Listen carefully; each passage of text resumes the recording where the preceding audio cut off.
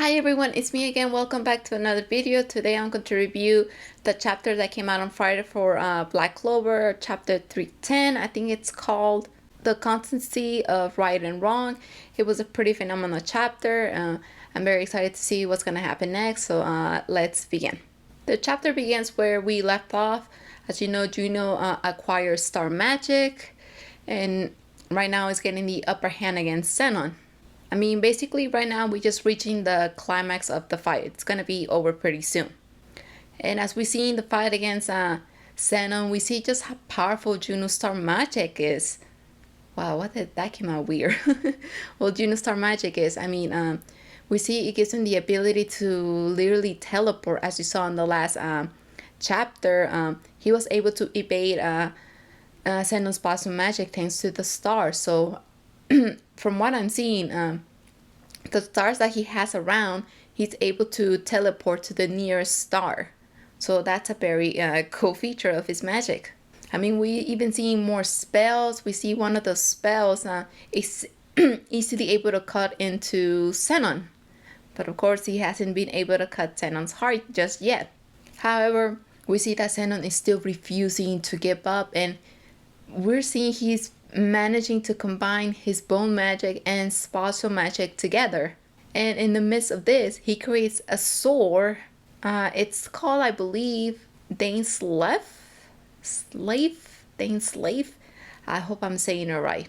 I mean, according to Norse mythology, this sword, Dawn's Legacy, was casted with a curse which states that it must kill a man every time it's drawn. I mean, it's been a while since I researched about Norse mythology, so it's been a while since I researched about Norse mythology, so I literally had to go back and check the sword because it's been a while. So I was pretty much right about this sword casted with a curse and called Dawn's Legacy. And with this sword, Zenon is easily able to destroy Yuno's stars due to the small spatial ruptures, which makes it very difficult to defend against. And despite Yuno's magic being very powerful, it has a pretty major weakness. It takes time for those stars to be restored. So in a way, it leaves him kind of vulnerable to attacks. I mean, we even get a glimpse to what kind of twisted individual this unknown Socrates sibling is or was, if he's even alive at this point. He basically has this ideology about the strong being able to survive while the weak should perish. I mean, he believes that all weak people should be killed, as it is impossible to protect them all. And now that they're devil hosts, they can remake humanity and build a better space kingdom. I mean, seeing this twisted ideology, I mean, we kind of get how it changed Zenon even more and sent him towards that dark path he's currently in. As the fight continues, we see Yuno is already preparing his trump card, and Zenon destroying all of his stars, believing that it's truly over. However, Yuno reaches the same stage. Due to constantly fighting on the verge of death, the resonance rate between him and Bell reached 100%. I mean, Zenon's combined magic merely tries to kill Yuno now that his stars are all destroyed, and as I stated before, it's gonna take time to restore those stars. But much to Zenon's shock, Yuno is able to create a star and finally cuts Zenon's heart, thus claims victory. I mean, very good chapter. I mean, I love the fact that Yuno's star magic, although it is pretty powerful, it does have one major weakness. If the stars are all destroyed, it takes time for those stars to be restored, so it kind of leaves him vulnerable to attacks. So he can't really rely on those stars forever. And during the fight, when we saw that the stars were destroyed, I mean, Zenon was getting the upper hand in the battle.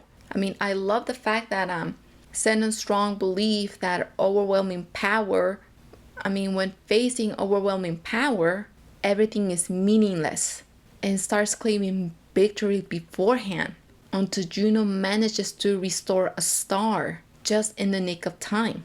I wonder if this taught Zenon something about not giving up despite the overwhelming power an opponent might have.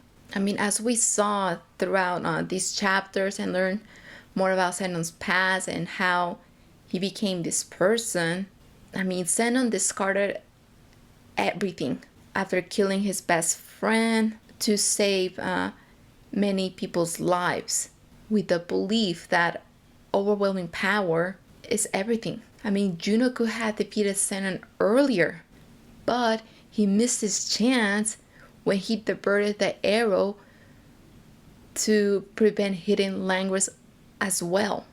And this action nearly cost Yuno the match, and very likely other people's lives.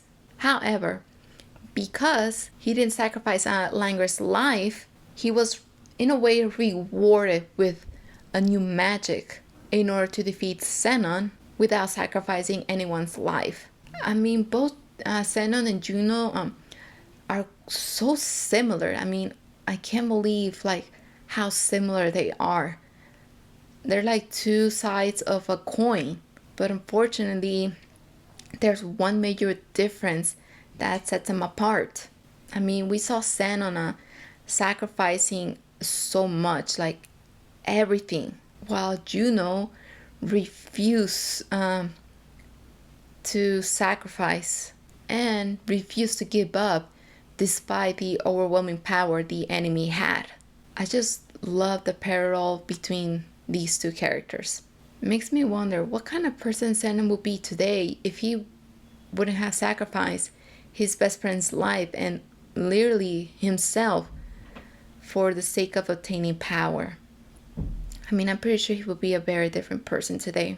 And it also makes me wonder what kind of person Yuno would be if he would have sacrificed Langers to defeat Zenon once and for all. I mean, just seeing these two characters making right and wrong choices, it makes me wonder about the choices we make in life. I mean, we believe they are the right choices, but as we're on the path on those choices, we even start having doubts. I'm like, are we making the right choice? Is this the correct choice? Honestly, it does make me think of that. I mean, who knows if we are making the right choices in life. We just gotta go with the flow and hope for the best. So man, I can't believe it's making me think of that. I mean, seeing both Zenon and Yuno believing that the choices they are making are right, but we kind of see that they're not truly right. I mean, we saw Zenon sacrificing so much for power. He sacrificed his best friend's life to protect people, but in a way it wasn't totally right. And then Yuno, he could have defeated Zenon earlier in the match quickly, but he didn't because he didn't want to sacrifice Langers and in a way almost risk many people's life, especially Benjes and Yami, who they came to rescue to stop this tree of death and prevent from demons entering their world. So we see the parallels here, and honestly, it just makes me think of the life choices we make. Anyways, thanks for watching, and I hope to see you for the next video. Bye.